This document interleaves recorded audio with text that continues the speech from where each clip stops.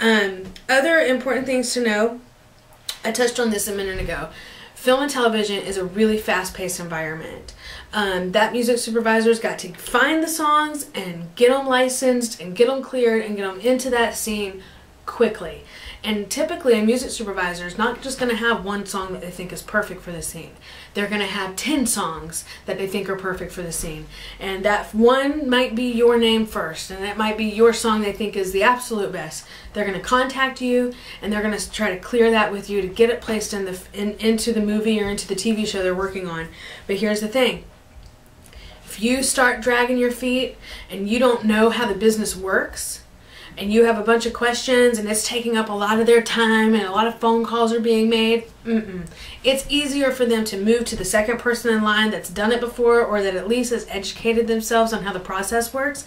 They can get it clear, they can get it placed, and they can move on to the next thing, because they need to clear a lot more than one song for a TV show. A lot of times they're working with 20 different songs or 20 different writers, or 20 different music production libraries or whatever, that they're trying to get all this paperwork done. And if you're slowing up the process, they're going to move to the next person that they can get it done quicker with. So just remember, it's a really fast-paced environment, and it's important that you educate yourself on how the process works, and how everything goes, and that you're not trying to negotiate a bigger sync fee, you know, because you might be holding out for $750 and the guy on the list right under you is saying, hey, I'll do it for free. So just make sure that you educate on this, and hopefully the stuff I'm telling you will help you a lot.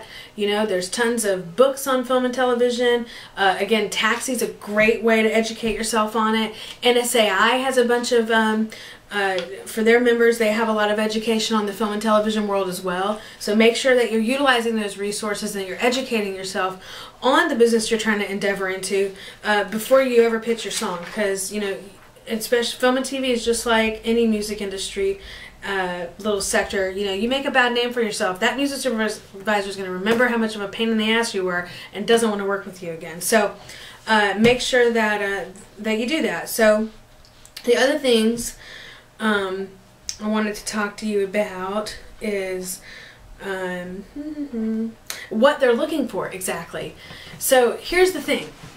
When you're pitching one of your songs to a label or to an artist or to a publisher versus pitching it to film and television, that music supervisor is listening to your song in a completely different way than a label or an artist or a publisher is going to listen to it.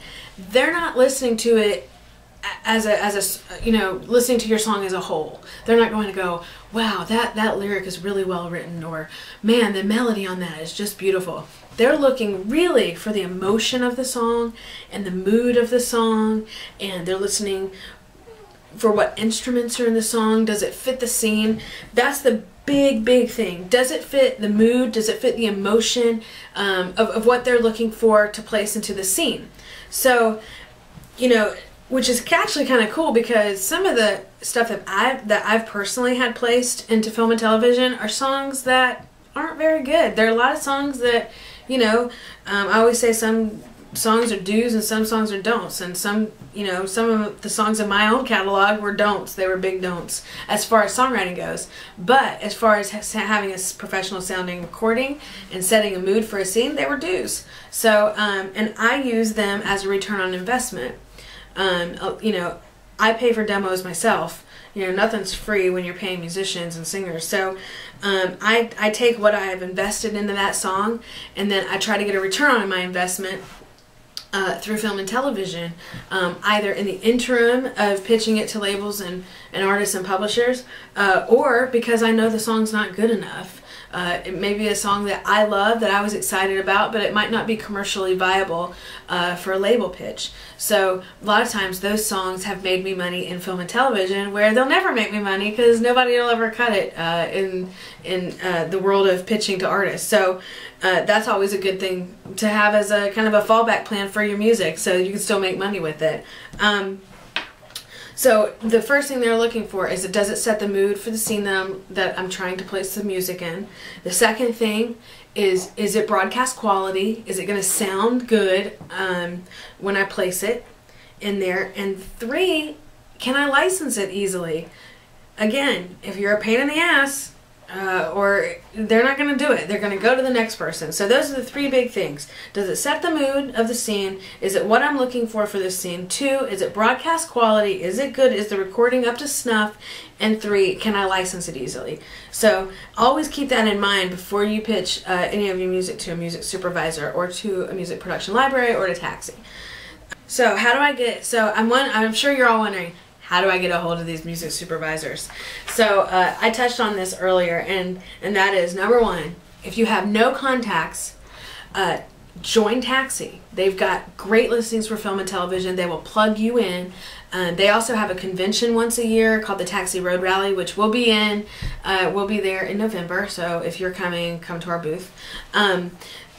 They run listings specifically for music supervisors and ad agencies that are looking for specific things, and you can pitch your music to Taxi. They're going to screen it on behalf of the company that placed it, and again, many times that music supervisor is going to go right into their offices and screen it for themselves. So many times when you're pitching through Taxi or film and television, you're not pitching just a Taxi, you're pitching directly to that music supervisor. So keep that in mind if you're not a member yet.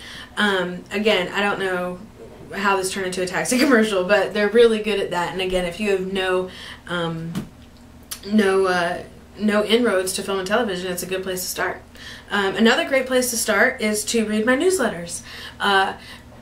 Usually at least once a month, I'll give a heads up on a music supervisor that I know that might be looking for something, or I'll find a really cool music production library that I've submitted my own stuff to that's accepted some of my songs, and you know, I don't have a problem sharing that. A lot of times I'll only share it with my clients just because I know that you own your masters and I know that your recordings are good, and you know, I don't want to, you know, hurt my own chances of getting film and television placements and hurt my own relationships by sharing that information with people who, you know, will just send anything to anybody in hopes of getting something placed.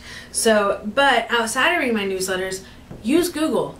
Google music production libraries. You're going to find them, and you're going to be able to submit your music there. So definitely do that. And again, referrals from other writers. If you know a writer that's currently getting stuff placed in film and television, ask them how they're doing it.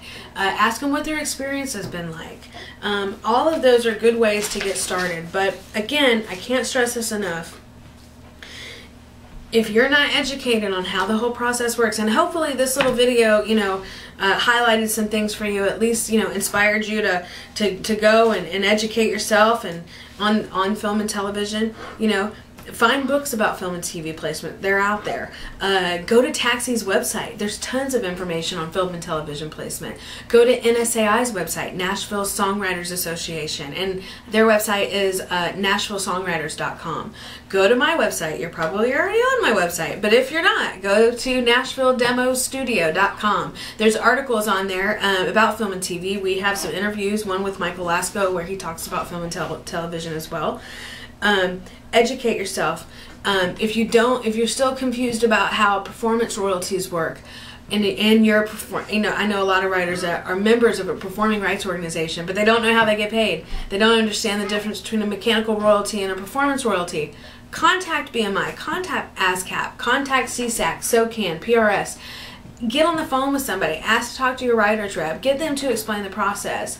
We're going to put up a video pretty soon with Chip Hardy about the difference between performance royalties, mechanical royalties, publishing money. It always seems to elude songwriters, on even hit writers that I know, on exactly how the money's broken down. So we're going to address that soon enough for you, and we'll have that video up soon. Again, I hope this was educational. I hope it inspired you to try to place your music into film and television. And if you have any questions, you can always email me. You can email me through the website, NashvilleDemoStudio.com. I look forward to talking to you.